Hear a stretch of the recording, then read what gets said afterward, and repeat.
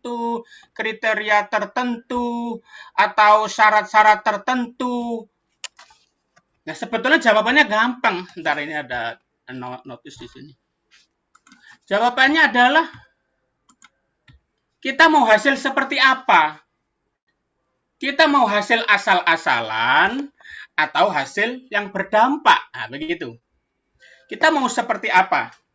Coba kita renungkan. Ya, kalau kita ditanya apakah ada ukuran, ada kriteria tertentu yang dikenakan kepada pembina anak, maka jawabannya mau hasil seperti apa pelayanan anak kita? Kalau mau asal jadi ya sudah, tidak perlu kriteria-kriteria, layani aja apa adanya. Tetapi kalau kita menginginkan pelayanan anak yang berdampak dan berbuah-buah, maka perhatikan beberapa ayat berikut ini. Ayat yang akan saya tampilkan sebelumnya di sini mengatakan begini, bahwa Yesus memang, saudara ya, Yesus menebus kita dan menerima kita apa adanya. Tetapi dalam pertumbuhan iman dan pelayanan tentu Tuhan tidak mau kita melayani seadanya. Setuju nggak? Ya, Yesus menebus kita apa adanya kita. Tetapi waktu kita diajak bertumbuh, waktu kita diminta bertumbuh dan masuk di dalam ladang pelayanan sesuai dengan panggilan kita, saya percaya Tuhan tidak mau kita melayani seadanya. Maka perhatikanlah beberapa ayat ini. Yang pertama, perhatikan kalimat yang saya warnai beda. Yakobus 1, di kitab Yakobus dikatakan, janganlah banyak orang di antara kamu yang mau menjadi guru. Sebab kita tahu bahwa sebagai guru kita akan dihakimi menurut ukuran yang lebih berat. Nah, mandat pembina anak itu salah satunya mengajar. Bagi kita seorang pengajar Injil, menyampaikan firman Tuhan, dikatakan akan dihakimi menurut ukuran yang lebih berat. Lalu di dalam kitab 2 Timotius dikatakan seorang hamba Tuhan tidak boleh bertengkar, tetapi harus ramah. Ia harus cakap mengajar. Di dalam 1 Timotius 3:10, mereka juga harus diuji, baru ditetapkan dalam pelayanan. Titus mengatakan, sebagai pengatur rumah Allah seorang penilik jemaat harus tidak bercacat, tidak angkuh, bukan pemberang, bukan peminum, bukan pemarah, tidak serakah. Kata-kata yang saya warnai beda ini hendak menggarisbawahi, saudara-saudara, bahwa sebetulnya ada tuntutan atau tanggung jawab yang sangat tinggi yang Allah mau, sehingga kita harus menyediakan diri bagi Allah untuk membentuk dan memperlengkapi kita agar kita dapat dipakai sesuai dengan panggilan pelayanan anak yang kita hidupi sekarang ini. Dan jangan lupa, saudara-saudara, bahwa pelayanan anak juga salah satu medan peperangan rohani. Mengapa? Kita nggak hanya bagi cerita firman Tuhan, kita nggak hanya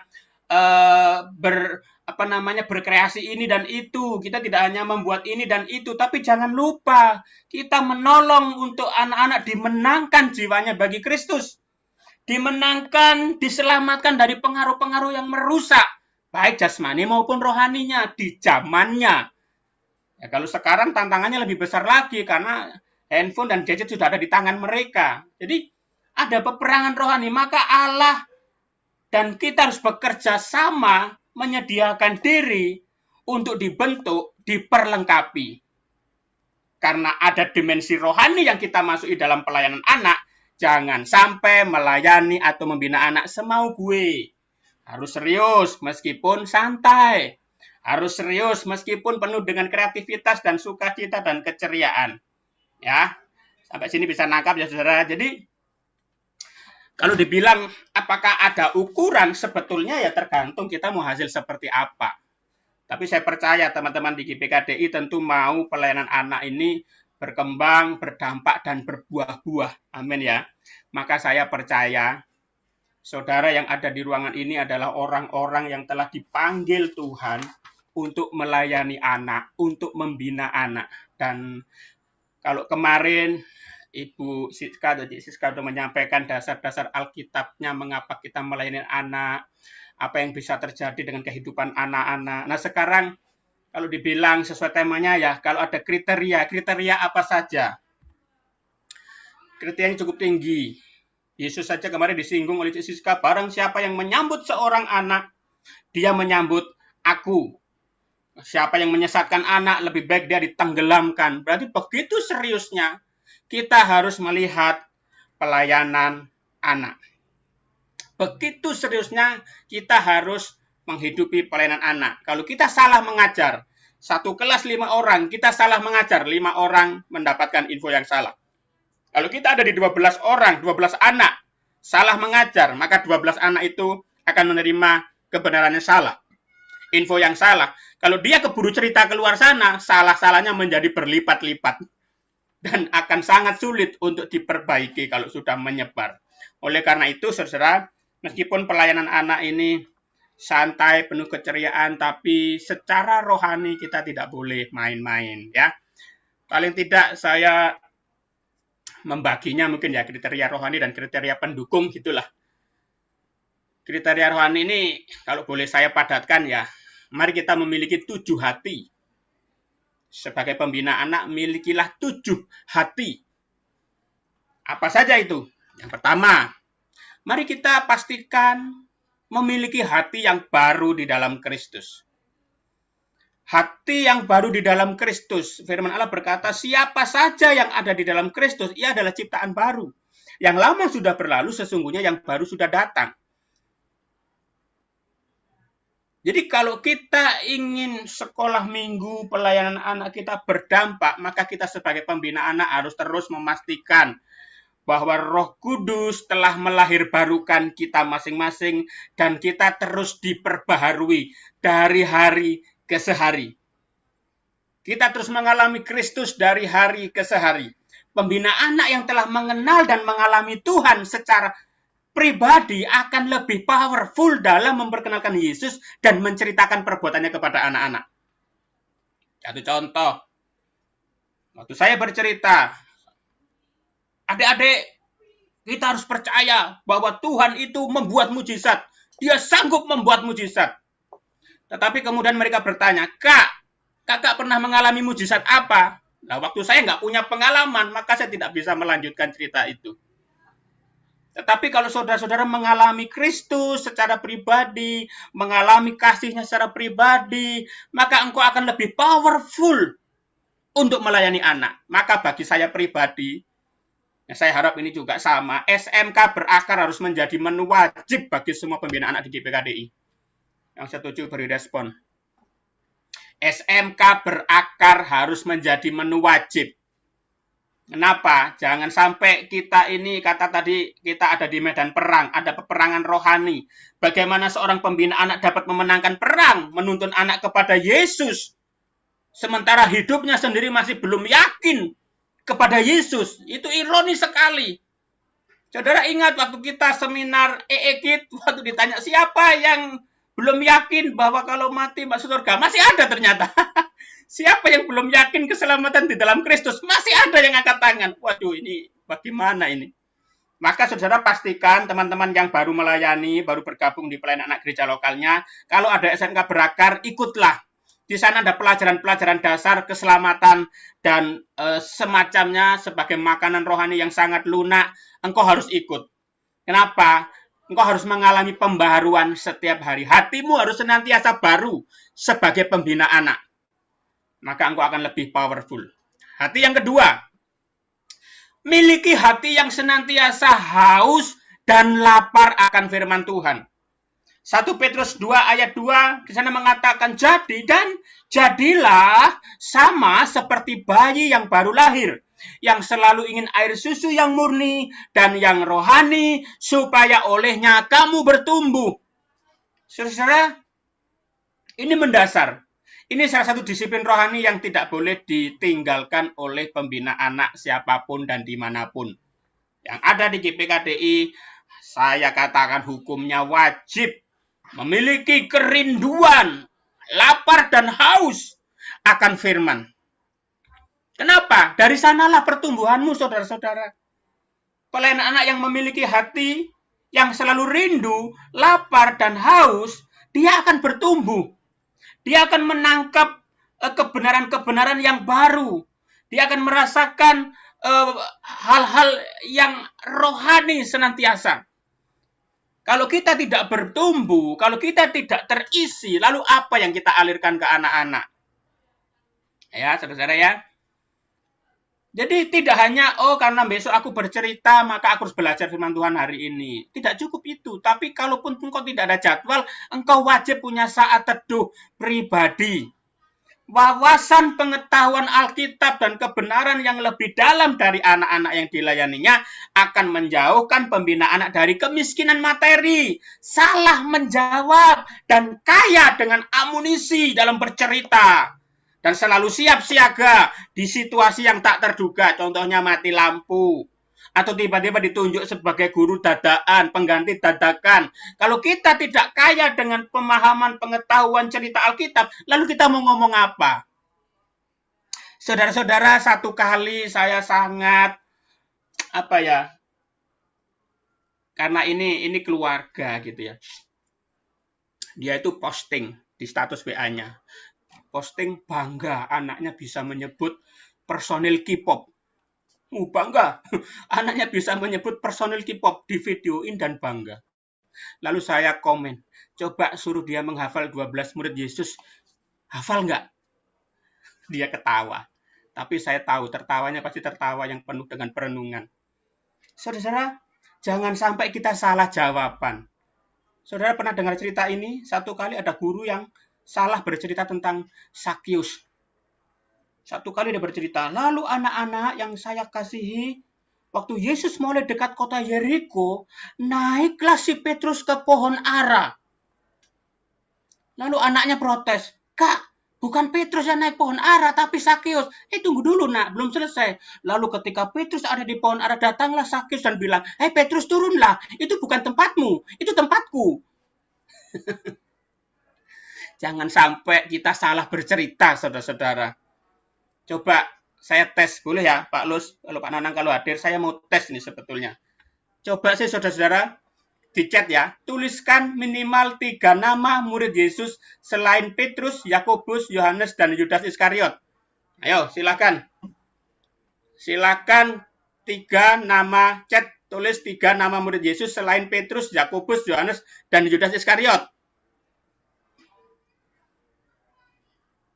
Wih, Stephen ini udah cocok. Siapa lagi? Ada nama-nama yang lain. Ini nama-nama yang cukup familiar. Ada nama-nama yang lain. Nah, itu keluar. Bartolomeus, Tadeus. Itu jarang diceritakan. Paling yang bercerita adalah Trimasketir itu. Yakobus, Yohanes, Petrus. Itu sudah sering. Andreas dan Filipus kalau ceritanya 5 roti dan 2 ikan. Ya kan? Selebihnya ada Bartolomeus, ada Tadeus, ada Yakobus yang lain. Ya kan? Yakobus anak Alfeus dan sebagainya. Nah, jangan sampai kita lebih hafal personil yang lain daripada personil 12 murid Yesus. Amin ya, teman-teman ya. Satu lagi deh. Tuliskan 3 nama dari 12 anak-anak Israel. Tuliskan 3 nama dari 12 anak-anak Israel.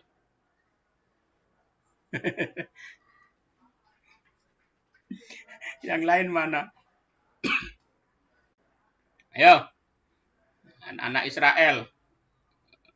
Wah, mantap. Oke, ada lagi? Jadi Kosambi. Wah, Kak Mei. Oke. Iya. Iya. Saudara. Amin. Oke, itu baru sepenggal. Nanti, saudara percayalah, kadang-kadang anak-anak sekolah minggu akan tanya pertanyaan-pertanyaan agama Kristen di sekolahnya. Kalau kita tidak bisa menolong, kasihan anak itu. Ya. Jadi, mari kita memiliki hati yang haus dan lapar, baik sebagai perenungan pribadi bersaat teduh, ataupun sebagai wawasan pengetahuan. Kalau kita kaya dan menguasai hal-hal istilahnya pengetahuan di Alkitab, enak kita buat acara, buat kuis dadakan, sebutkan siapa drunken master pertama di muka bumi. Siapa saudara? Siapa drunken master pertama di muka bumi? Jackie Chan? Salah, bukan Jackie Chan. Siapa pemabuk pertama di muka bumi? Ayo. Oh, salah. No. Bukan Lot. No. Lot. Ada ada ada banyak kreasi yang saudara bisa lakukan kalau saudara menguasai firman Tuhan. Ada banyak sekali. Oleh karena itu saya akan sangat mendorong saudara-saudara memiliki hati yang cinta firman. Tidak hanya untuk mengisi secara pribadi kehidupan rohanimu, tetapi juga sebagai wawasan. Ya, Alkitab terpanjang, Alkitab terpendek. Warna yang pertama kali disebut di Alkitab. Ada banyak, itu bisa dipakai untuk acara-acara Paskah, acara-acara kuis, acara-acara apa. Dan kita tidak miskin. Tidak bingung kalau disuruh, ayo coba buat icebreaker. Kita bingung, aduh mau ngapain ya, ini terus, itu terus. Jangan, cobalah buat sesuatu yang menarik. Nah itu kalau kita tidak cinta firman, kita akan kekurangan peluru, saudara-saudara. Yang ketiga, milikilah hati yang taat dan tunduk dan mudah diajar. 1 Petrus 5 ayat 5 mengatakan, demikian jugalah kamu, hai orang-orang muda, tunduklah kepada orang-orang yang tua, dan kamu semua rendahkanlah dirimu seorang terhadap yang lain. Sebab Allah mengasihani orang yang rendah hati. Saudara-saudara, saya sudah mungkin hampir sejak kelas 6 SD sudah bekerja sama di sebuah tim pelayanan anak sampai sekarang, tapi kalau sekarang tidak begitu aktif karena di Batam belum ada pelayanan anaknya. Tapi sejauh yang saya tahu, sangat penting para pembina anak memiliki hati yang taat, hati yang tunduk, dan mudah diajar. Saya lihat berbagai masalah dan konflik dalam hubungan sesama pelayan, datangnya penyebabnya tidak jauh-jauh dari hal ini. Tidak ada ketundukan, merasa diri benar, merasa diri berpengalaman, tidak bisa dinasehati. Kalau diberi masukan baper, ngambek, lalu cancel pelayanan. Aduh, kalau kualitas pelayanan pembinaan anak GPKD seperti itu, sangat-sangat miris hati saya, saudara-saudara. Mengapa? Yesus meneladankan ketaatan dan ketundukan sampai mati. Ini penting. Pelayanan anak itu pelayanan tim, kerja tim, saudara-saudara. Maka harus ada ketundukan, ketaatan, tunduk kepada gembala, tunduk kepada ketua pembina, saling menghormati sesama pembina anak, sekalipun senior ketika salah harus terima waktu junior menasehati. Kalau itu terjadi, saya percaya pertumbuhan kita sebagai pembina anak akan terus mengalami kemajuan demi kemajuan. Pastikan apakah aku memiliki ketaatan, ketundukan, dan kerendahan hati. Itu hati yang ketiga yang perlu ada sebagai pembina anak. Yang keempat, hati yang mau disiplin. 1 Korintus 9 ayat 25. Tiap-tiap orang yang turut mengambil bagian dalam pertandingan menguasai dirinya dalam segala hal. Disiplin ini kelihatannya sepele, tapi penting, saudara-saudara. Berkali-kali saya sangat kerepotan waktu tiba-tiba yang dijadwal mendadak tidak bisa dan minta digantikan dengan alasan yang seperti tidak urgent. Alasannya sepele, telat bangun. Bayangin saudara-saudara. Alasannya telat bangun lalu minta digantikan cerita firman Tuhan. Sekali lagi, ya karena saya banyak persiapan, banyak hal-hal yang saya lakukan di pelayanan anak, tidak cukup, bingung untuk mempersiapkan. Tapi kasihan kalau ada pembina anak dengan kualitas karakter seperti itu. Terlalu mudah minta ganti. Atau gampang bosan, gampang jenuh.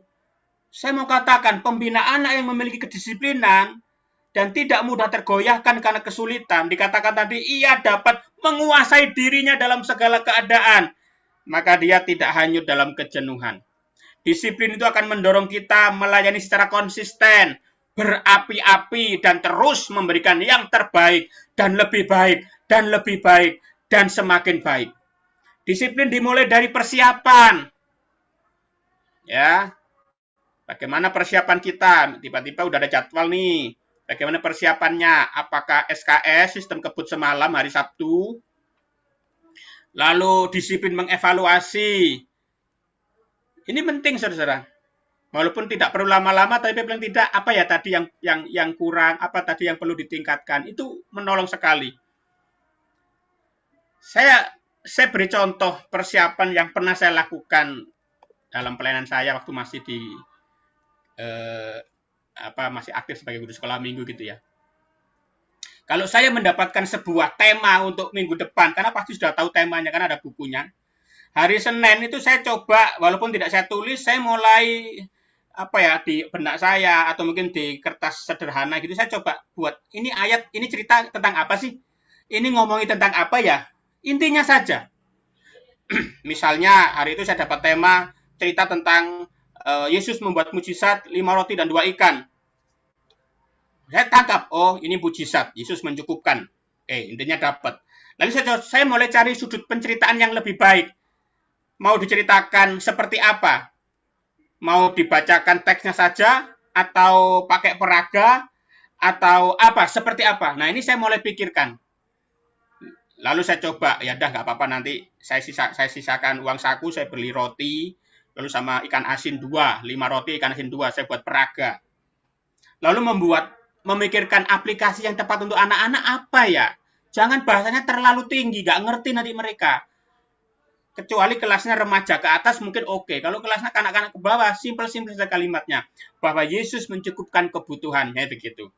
Lalu mulai mempraktekkan bercerita di depan cermin atau dengan teman sesama sekolah minggu, lalu minta masukan dan menutup dengan doa. Ini contoh. Saya kira saudara-saudara pasti punya teknik tersendiri. Yang penting jangan sampai mendadak. Saya percaya Tuhan mengurapi persiapan yang dilakukan dengan sebaik-baiknya. Kecuali ya, perkecualian itu kalau memang urgent, saudara. Tiba-tiba maaf, besok minggunya bercerita, malam ininya ada kedukaan, misalnya begitu. Nah, guru pengganti harus siap. Firman Tuhan bilang, baik tidak baik, engkau harus sampaikan firman Tuhan. Tapi kalau engkau tidak pernah belajar, lalu engkau akan sampaikan apa? Itu pertanyaan yang perlu direnungkan. Hati yang disiplin. Yang berikutnya, hati yang mengasihi. Yesus bilang, biarlah anak itu datang kepadaku, jangan menghalangi mereka, sebab mereka orang-orang yang seperti itulah yang mempunyai kerajaan Allah. Kalau boleh saya sederhanakan, Yesus mau diganggu demi pertumbuhan mereka, begitu kalau boleh saya katakan. Maka sangat diperlukan pembina anak yang telah mengalami kasih Tuhan. Saudara, siapa yang di gerejanya anak-anaknya baik semua? Angkat tangan. Anak sekolah minggunya tuh oke-oke banget gitu. Nggak ada yang bandel, nggak ada yang lari-lari ke sana. Naik ke mimbar. Ada pernah tuh mau naik ke mimbar, lari, nabuh drum, prang, lari ke sana. Waduh, pencet keyboard, pukul simbal. Adakah anak-anak seperti itu di tempat saudara-saudara? Saya kira nggak ada. Nggak ada bedanya maksud saya. Pasti ada. Anak-anak yang nakal, anak-anak yang bandel, yang jorok, sulit dikasihi.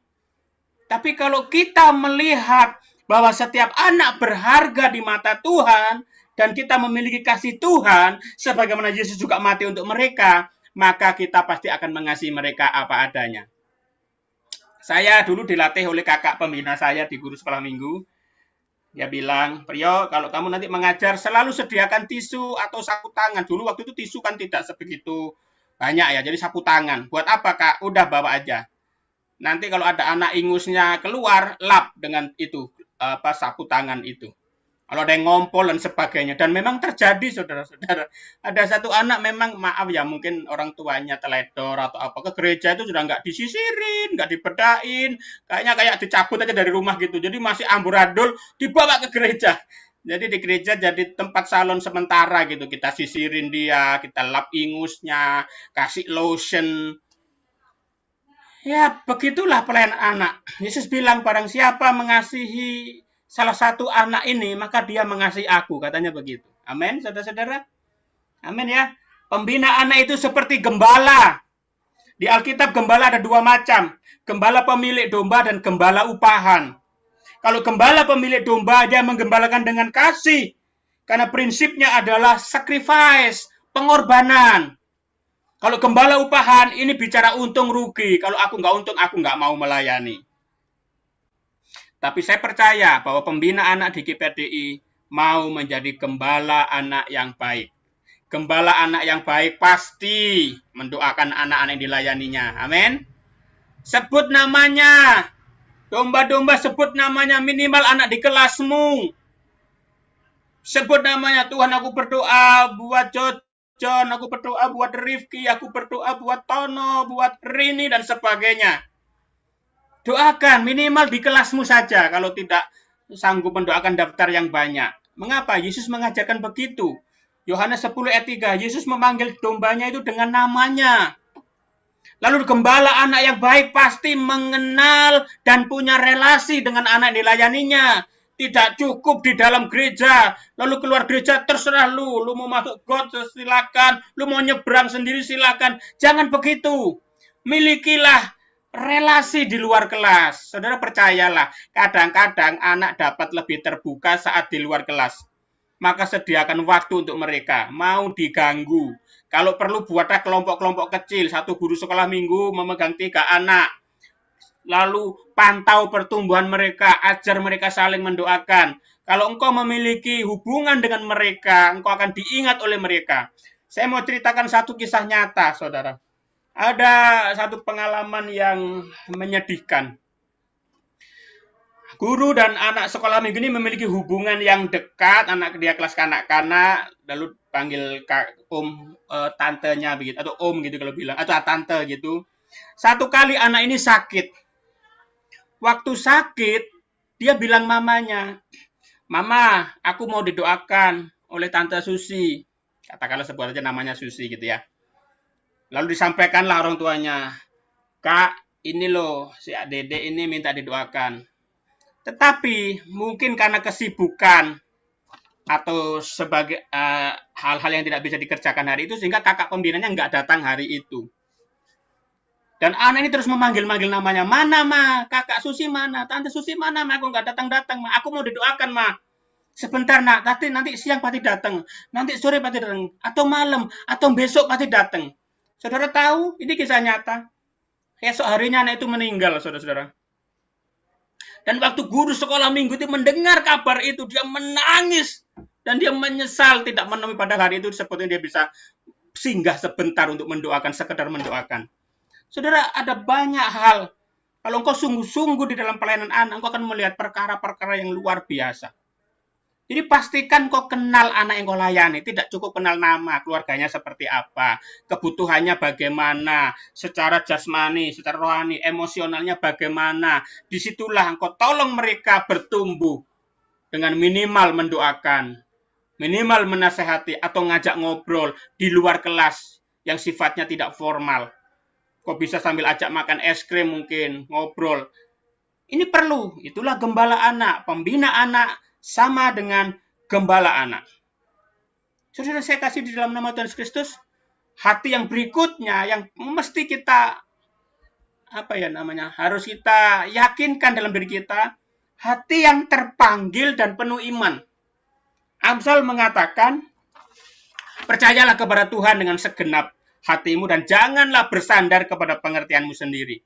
Saudara, saya mau cerita pengalaman saya. Kemarin saya pulang karena orang tua saya meninggal, bapak saya meninggal, saya perlu pulang. Dan hari minggunya itu disuruh melayani firman di gereja GSCA di Batu. Ibadahnya cukup unik, jam 5 pagi, saudara. Nggak tahu itu bisa masuk rekor muri kali. Setiap minggu ibadahnya jam 5 pagi. Mengapa jam 5 pagi? Karena jemaatnya banyak petani. Kalau dipindah ke jam 7 pagi, mereka protes tidak dapat jatah air di kebun, tidak dapat jatah air di ladang. Maka dia rela ibadah jam 5 pagi, 2 jam, setengah 8 selesai, mereka cepat ganti baju dan pergi ke ladangnya masing-masing.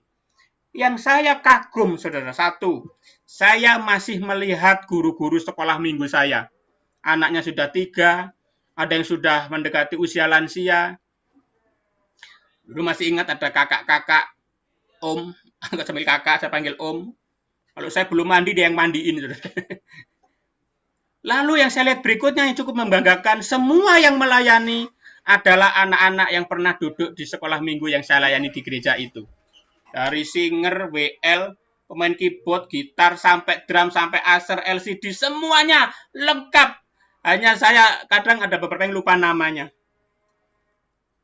Nah, saudara, waktu saya melayani mereka, ada di antara mereka itu anak yang sangat bandel. Ada di antara mereka anak yang sangat-sangat kayak sulit berubah deh anak ini.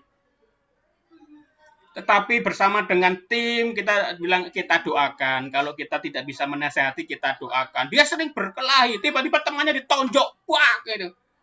Waduh, kita ikut emosi, jangan nakal.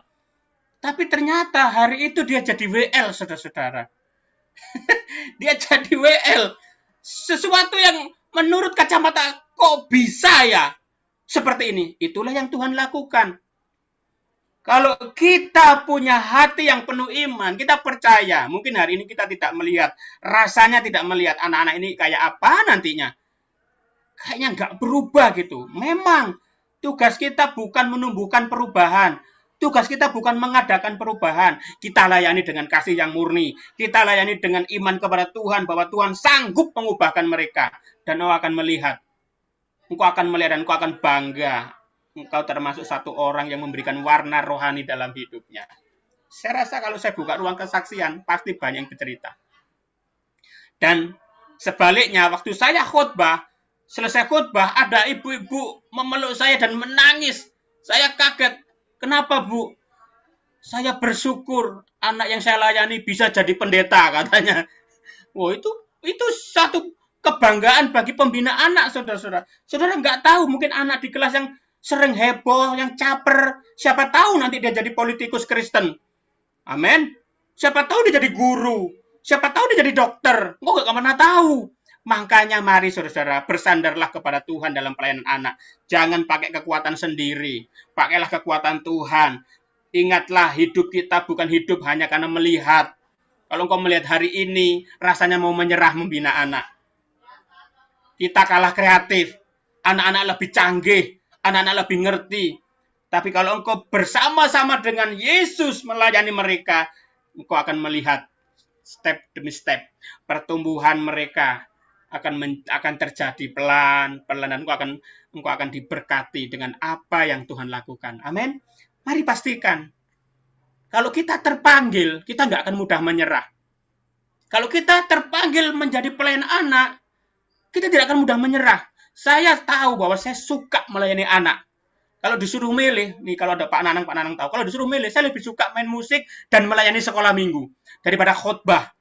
Kenapa? Karena passion saya di situ. Saya bersyukur Tuhan pernah menempatkan saya di sebuah gereja yang sekolah minggunya cuma 5 anak.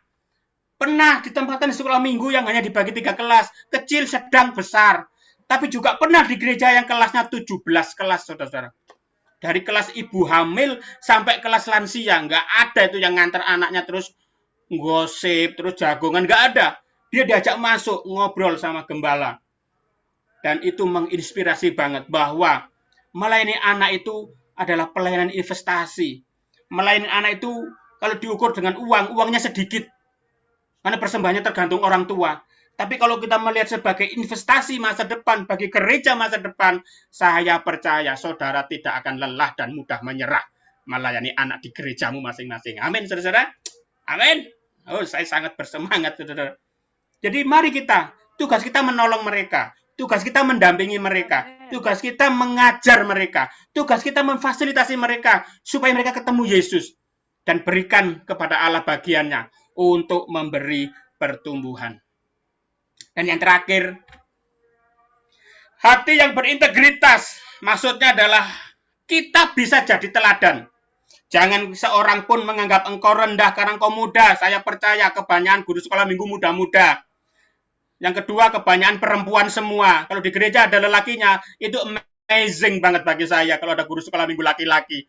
Kebanyakan perempuan semua. Dan ibu-ibu. Dan kakak-kakak perempuan. Tapi perhatikan yang muda-muda, teman-teman di ruangan ini yang merasa dirinya muda, yang baru kali pertama melayani anak, ingat ini, jangan seorang pun menganggap engkau rendah karena engkau muda.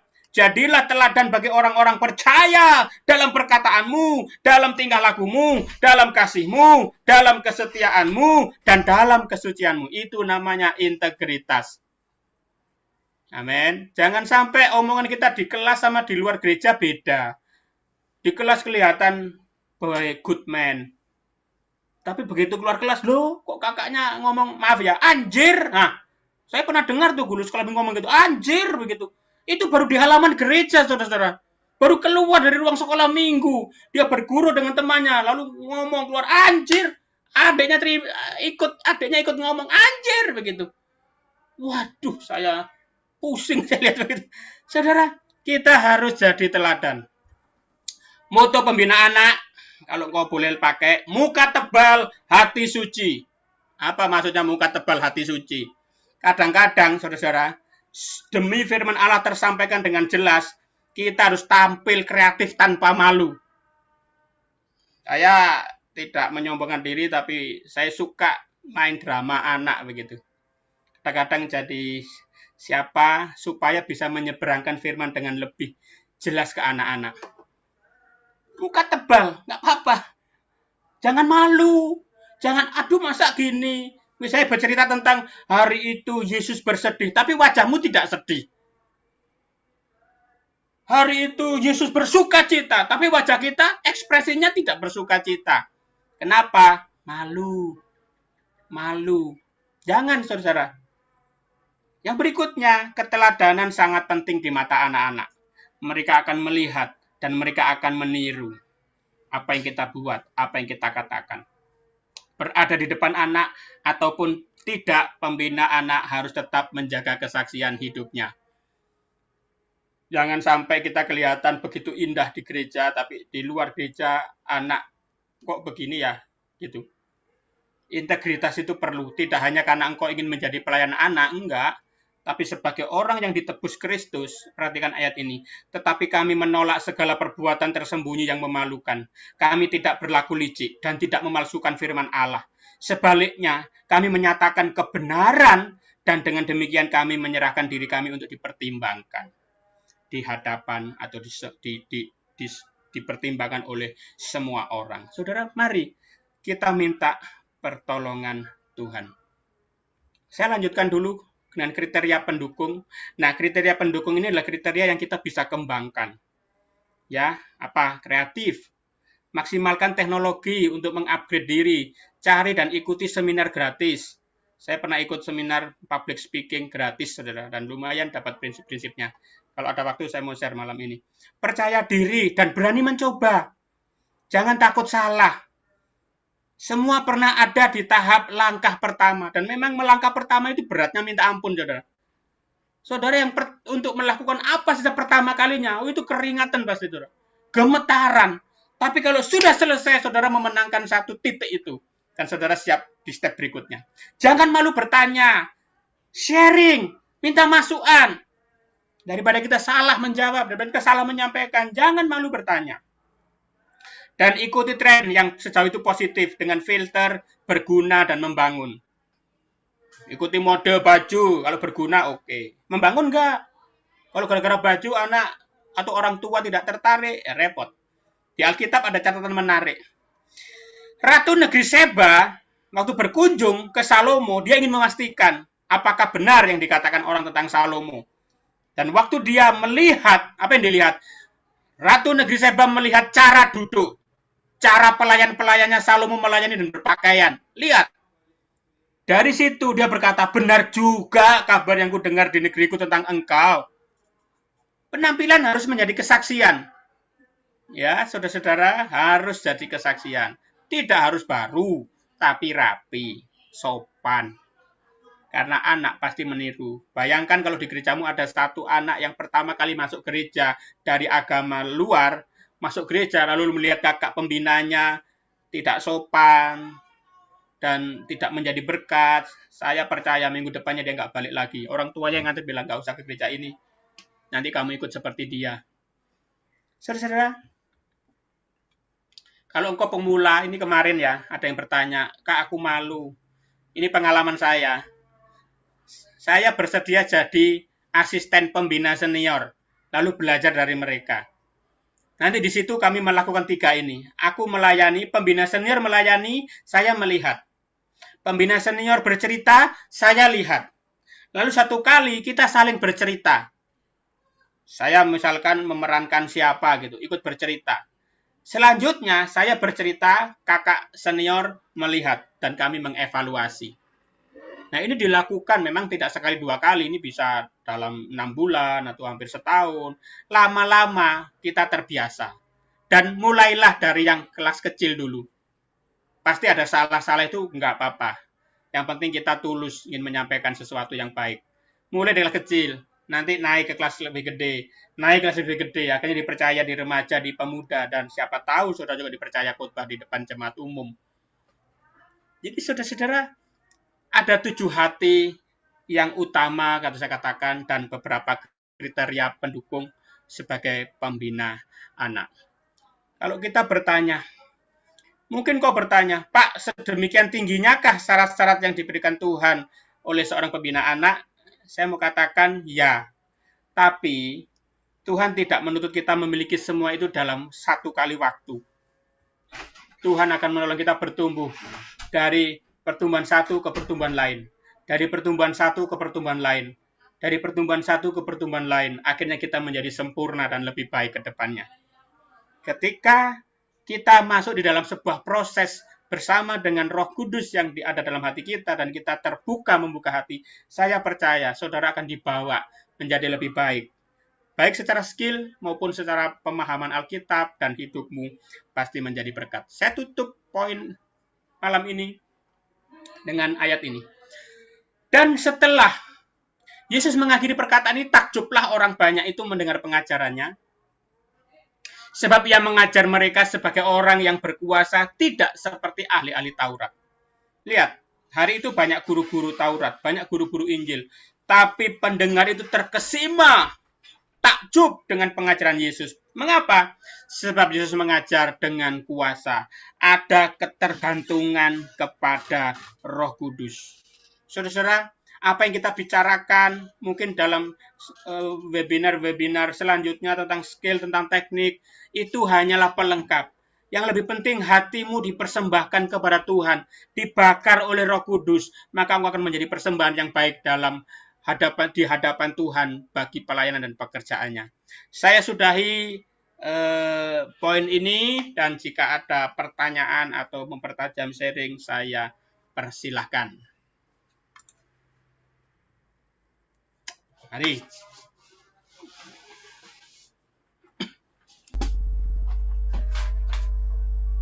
Pak Brio. Ya, Pak Lus kurang kenceng, Pak Lus. Ya, sorry. Apakah pertanyaan kemarin itu sudah terjawab dengan sharing Pak Brio ya? Bentar. Coba pertanyaannya apa, Tanus? Kemarin apa? Malu itu ya? Yang malu bercerita itu ya, Pak Lus? Ya, siapa yang bertanya kemarin? Bagaimana meningkatkan kepercayaan diri saat mengajar anak-anak? Soalnya masih grogi dan malu, masih takut, kurang pede. Jadi tidak terkoneksi dengan anak-anak gitu. Iya, tadi saya singgung bahwa pertama kita harus punya tim, ya, punya tim minimal begini.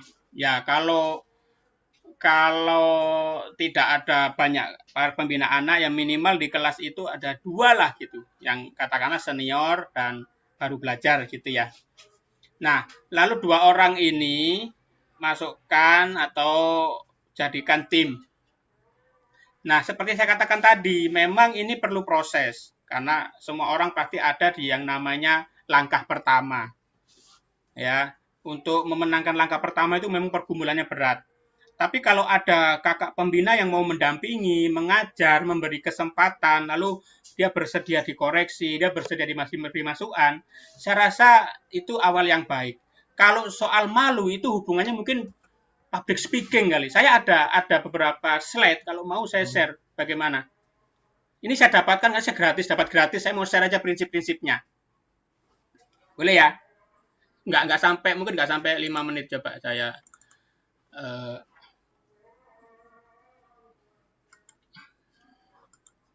ya.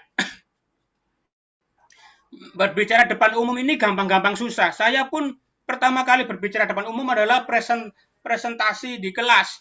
Dan itu oleh karena gugup, materi yang sudah saya pelajari bermalam-malam itu kayak hilang semua begitu. dan akhirnya tidak menyampaikan apa yang disampaikan, tapi dengan penuh pergumulan seperti dipelototin sejuta pasang mata begitu, makin berkeringat dingin dan makin kacau balau. Khotbah juga begitu. Saya punya dosen bilang, semua pengkhotbah pasti lututnya pernah gemetar pertama kali naik mimbar, katanya begitu. Lututnya pernah gemetar. Kenapa? Karena berbicara di depan umum ini memang bagi sebagian orang tidak mudah. Saya coba share ya. Berbicara depan umum itu macam-macam. Ada yang presentasi di kelas, ada yang mengajar, ada yang pidato, ada yang perform, stand up comedy itu pokoknya semua yang kita lakukan di depan banyak orang, yaitu namanya public speaking atau kita melakukan berbicara di depan umum. Nah, tapi sayang tidak semua orang bisa, sehingga kadang-kadang itu tadi kendalanya bagaimana ya caranya. Nah, ini ada tips-tips yang saya pernah ikuti, saudara.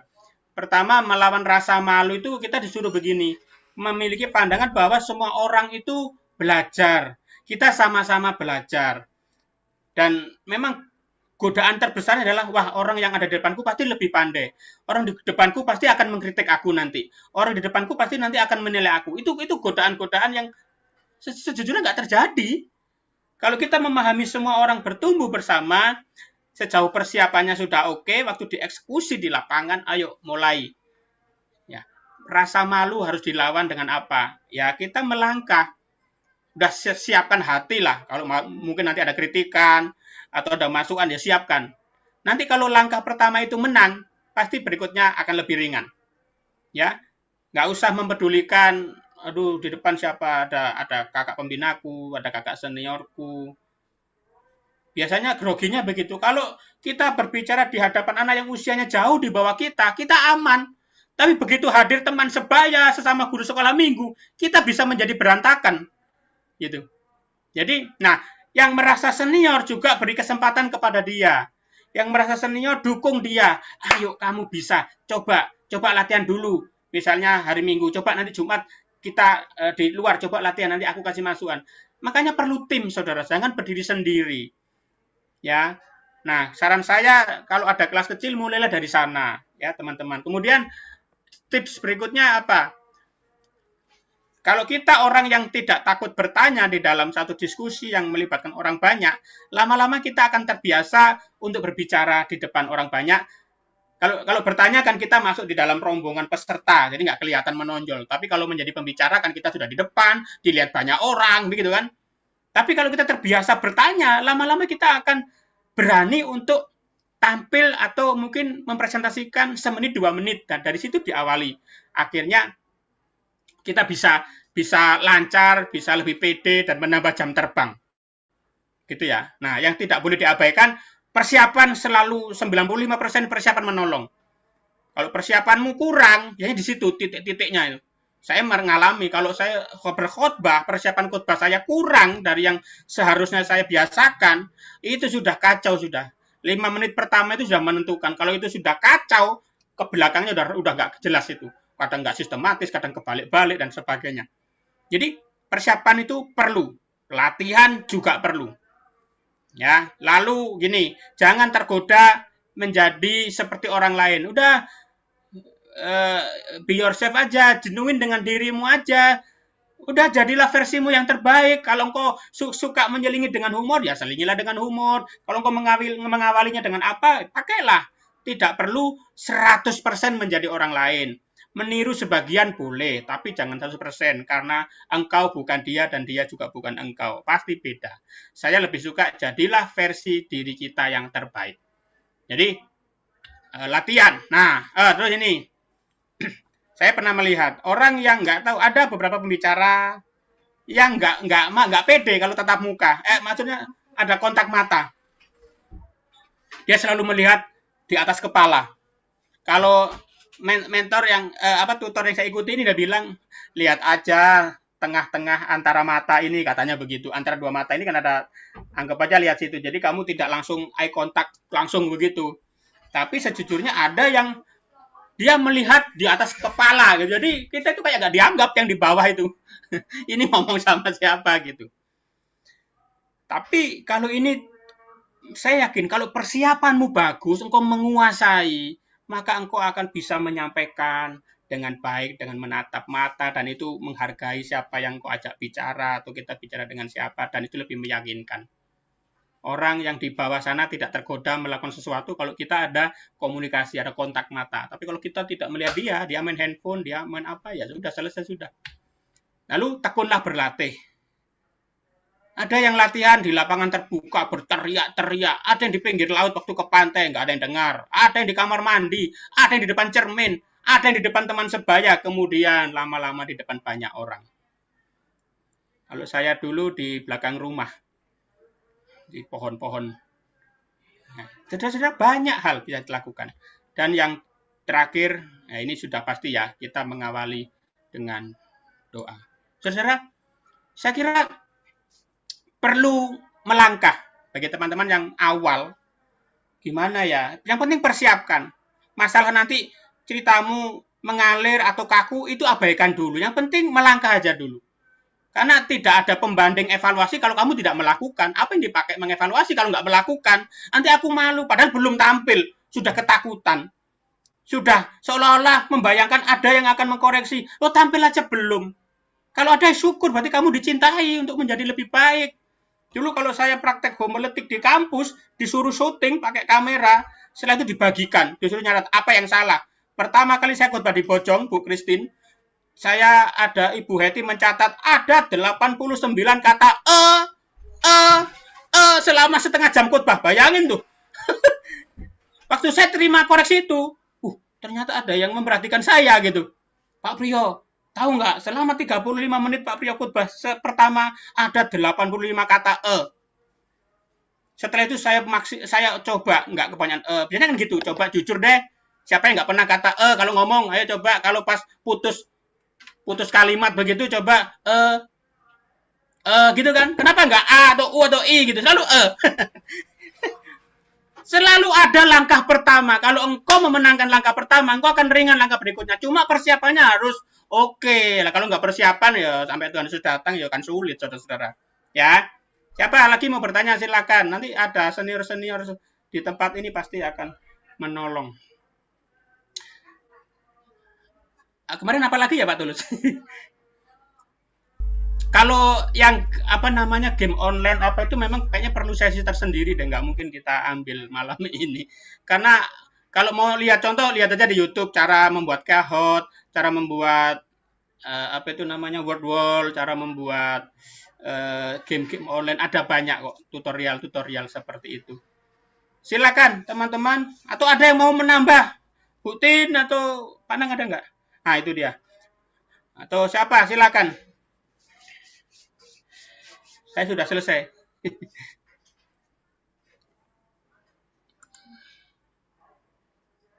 Atau kalau masih ada waktu, belum ada pertanyaan, saya singgung yang kita pernah apa Pak Tulus, ada sesuatu Pak Tulus? Bu Christine mau ngomong kayaknya. Oke, silakan. Masih belum kedengaran Bu Christine suaranya. Ya, kecil banget ya.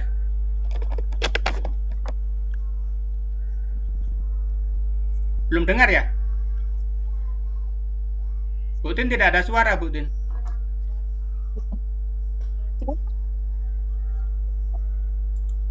Tidak dengar ya? Masih mati, Bu Tin, masih mati. Masih mati ya?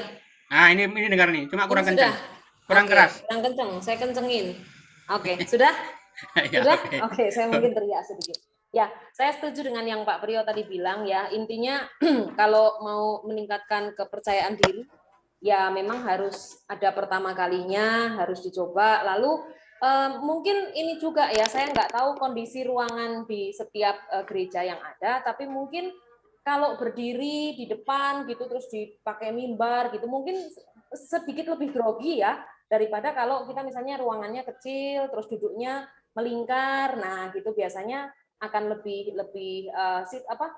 kondisi ruangan juga menentukan gitu. Yeah. Itu yang pertama. Lalu yang kedua, betul tadi yang Pak Priyo bilang persiapan gitu. Nah, sekarang kita ini kan banyak sekali alat peraga.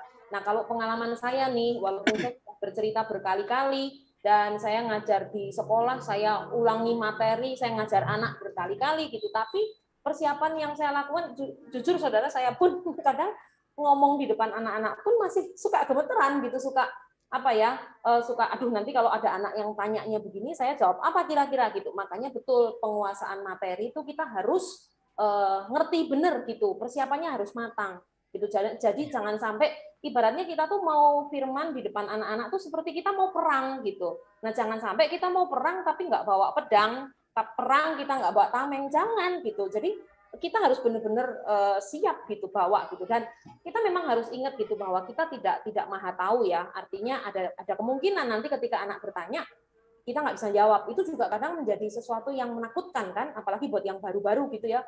Waduh nanti kalau ada yang tanya gini gimana nih gitu, sementara mungkin di kelas itu kita sendiri gitu ya, nggak ada kakak yang bisa bantuin jawab, waduh gimana, ya bilang aja nanti ya sebentar ya, nah, selesai ini ketemu kita ngomong, nah itu. Jadi jangan takut dulu lah. Yang pertama, yang penting kita tuh berani ngomong, itu betul gitu. Yang kedua persiapan, saya setuju itu persiapan, bener gitu. Jadi alat peraganya pun saya biasanya latihan di rumah, itu bener yang Pak Priyo bilang ya. Nah, sekarang apalagi zaman digital begini, saya selalu biasanya kalau pas saya tugas, saya pasti akan datang duluan gitu. Kalau saya pakai LCD, saya pakai alat peraga apa, saya usahakan sebelum banyak anak-anak yang datang, LCD-nya udah disiapin. Coba volumenya, gitu, suaranya, semua harus siap. Nah, itu menambah kepercayaan diri kalau menurut saya gitu sih. Soalnya kalau di tengah-tengah jalan nih misalnya, waduh, tiba-tiba slide kita, bahan materi kita mati. Waduh, mau ngomong apa ini? Bingung ini gitu. Nah, kan nggak lucu gitu ya. Jadi itu sih Pak Priyo mungkin yang saya tambah. Iya, ya. Sama, prinsipnya sama dengan khotbah. Kayak begini, saya ada slide, saya juga ada lembaran nih, jaga-jaga kalau tiba-tiba slide saya hang apa, selalu ada. Itu membuat saya nyaman. Ibarat perang, kalau granatnya nggak bunyi ya saya pakai senjata lain gitu ibaratnya. Jadi jangan segan-segan atau jangan merasa repot mempermudahkan diri sendiri. Gitu ya. Nah, saya kira itu. Coba ini teman-teman yang baru pertama kali mulai, nah, saya maunya kalian yang bertanya. Jadi jangan malu bertanya ya. Ayo silakan. Apa yang bisa kami bantu secara prinsipal gitu ya. Silakan. Selamat malam Pak Dwi. Ada? Gimana Pak Lus?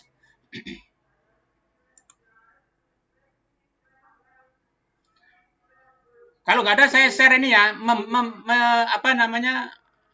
memberikan semacam membuka apa ya istilahnya ini deh, wawasan sedikit tentang ini. Apa yang sudah kami lakukan dengan Pak Agus tempo hari itu. Ini contoh ya, kalau caranya membuatnya seperti apa ya, tutorialnya mohon dilihat di YouTube dulu karena waktu sekarang nggak mungkin. Tapi ada banyak hal bisa saudara lakukan dengan kecanggihan media yang ada di dekat kita. Ya, jadi intinya, nah ini nggak perlu lah. Nah ini macam-macam game, ya kuis, tebak kata, gambar, icon, gerak bibir, memory game. Ikuti di game-game aplikasi, tapi pakailah itu dengan gambar Kristen atau tokoh-tokoh Kristen gitu. Nggak usah terlalu banyak. Misalnya ada yang cari perbedaan atau fakta atau hoax misalnya. Saudara mau kasih tebakan tentang Musa, mana yang fakta, mana yang hoax gitu. Misalnya ada kalimat Musa seorang yang diangkat dari air, poin pertama. Kedua, seorang yang menggembalakan domba, poin ketiga. Terus seorang yang katakanlah memiliki keahlian membuat tembaga, misalnya gitu. Berarti mana yang fakta? Yang fakta yang dua atas tadi fakta, yang buat tembaga itu bukan Musa, kayak gitu misalnya gitu. Ini contoh-contohnya seperti ini. Ini misalnya tekan gambar. Nah ini contoh ya, gambarnya bisa saudara ganti atau foto dan sebagainya. Ini pakai PowerPoint kalau ini. Ya. Nah, ini yang Pak Agus waktu itu. Ini hoax atau enggak gitu. Misalnya tokoh ini kebetulan dia yang kasih contoh dirinya. Ternyata dia suka ngopi. Itu faktanya. Kalau hobi nonton sama ramai itu enggak, katanya begitu. Bisa diganti. Nah, cari. Ini anak-anak merasa main game tapi tidak online. Saudara ya paling korban sedikit ngeprint begitu. Ya. Ada banyak. Lalu apalagi? Nah, ini ngacak huruf. Tapi saya dari tadi mencari-cari ini apa ya? Gue nggak ketemu, ini lupa saya. Kalimat apa ini? Ya. tebak acak. Tebak kata. Nah, ini tadi yang saya bilang. Kahot, lalu ini tujuannya. Ini Educandy, Wordwall.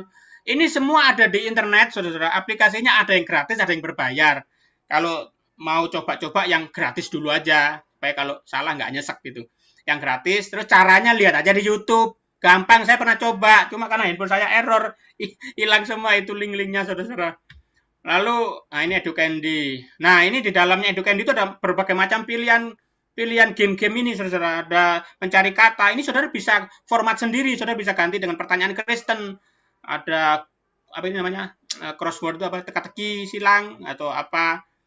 Ada pair dan sebagainya. Mencari gambar yang sama. Ada word wall. Nah, ini alamatnya ya. Ada di YouTube, maaf saya nggak bisa malam ini karena pasti waktunya nggak nutut. Lalu, nah ada game-game yang bisa dipakai untuk evaluasi firman Tuhan, atau untuk kegiatan tengah minggu, atau untuk acara-acara hari besar kayak ini menjelang Paskah ini. Ya coba adakanlah game-game yang cukup kreatif gitu kalau anak sekolah minggunya banyak. Kalau saya belum ada anak sekolah minggunya, jadi nggak bikin apa-apa. Nah kemudian nah, ini missing word. Ini ada di Educandy semua seperti ini. Tapi ini rupanya yang berbayar. Jadi pilihannya banyak. Kalau yang nggak berbayar kayaknya 3 kali nyoba selesai. 3 kali nyoba ditutup. Nggak bisa masuk. Tapi lumayan kalau untuk belajar-belajar. Tuh banyak, saudara. Ini kalau yang ini memang harus pegang handphone atau minimal Android ya, saudara. Kalau tidak, nggak usah berkecil hati. Saudara bisa pakai apa saja yang ada di sekitar saudara untuk memaksimalkan. Saya pernah bercerita tentang dosa. Dosa itu berarti kan dosa itu melenceng dari sasaran gitu kan. Nah, karena itu hari itu saya dibojong hari itu kalau nggak salah, dibojong. Karena hari itu di depan anak banyak, apa ya peraga saya mikir. Lalu saya buat sebuah gawang dari kardus. Saya perlu kardus Indomie bekas, saya lobangi, saya perlu bola yang bisa masuk. Sebelum saya cerita, saya undang, ayo perwakilan, siapa yang bisa memasukkan bola ke dalam kardus yang berlobang. Yang tepat sasaran dapat coklat, yang nggak tepat sasaran nggak dapat apa-apa. Wakilnya yang tepat sasaran saya kumpulkan, yang nggak tepat sasaran saya kumpulkan. Nah lalu pelajarannya apa? Dosa itu seperti itu. Waktu kita tidak tepat sasaran menurut keinginan Allah, berarti kita berdosa. Nah, jadi waktu anak-anak lihat cara seperti itu, dia akan ingat. Lihat kardus Indomie sama bola, gitu, dia pasti ingat, oh Pak Priyo pernah cerita ini. Jadi jangan merasa kecil, Pak, gereja kami ini udik, Pak, nggak teknologinya, jaringannya sering tersangkut-sangkut di pohon-pohon, Pak. Jangan sulit seperti itu. Ada banyak peraga di sekitar saudara. Ya, sebelum ada gadget, Tuhan ciptakan alam semesta. Itu pakai untuk peraga. Jadi jangan kita istilahnya bersembunyi di balik kemalasan kita berkreasi dengan kalimat-kalimat seperti itu. Berdosa itu, saudara-saudara. Ya, jadi ayolah, pasti ada. Bercerita apa? Pak, di tempatku banyak pasir, banyak. Coba cari apa yang bisa dipakai. Itu. Mungkin kalimat. Ambil satu ayat. Cari kata benda di situ. Ada Yesus berkata, kalau bayi-bayi tidak boleh menyanyi maka bebatuan akan bersorak. Cari kata bendanya, cari batu. Batu kan ada di luar rumah banyak batu, saudara-saudara. Cari, nah itu bisa dipakai, saudara-saudara. Hanya maaf, biasanya kita males repot aja biasanya. Aduh repot, cerita cuma 5 menit, tapi persiapannya bisa berhari-hari. Tapi percayalah, melayani anak itu investasi, saudara.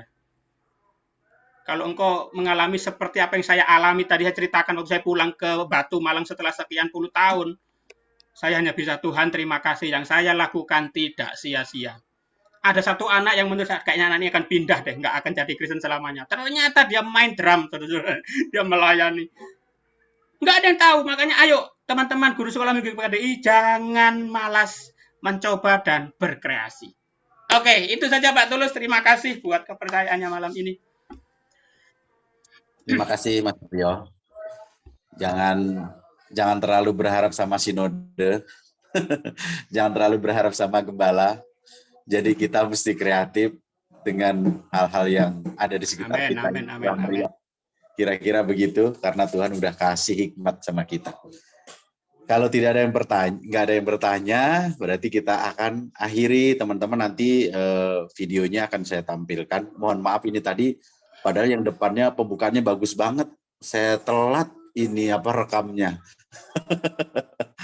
Pembukaannya Mas Priyo bagus banget tadi. Wah, tapi telat rekamnya.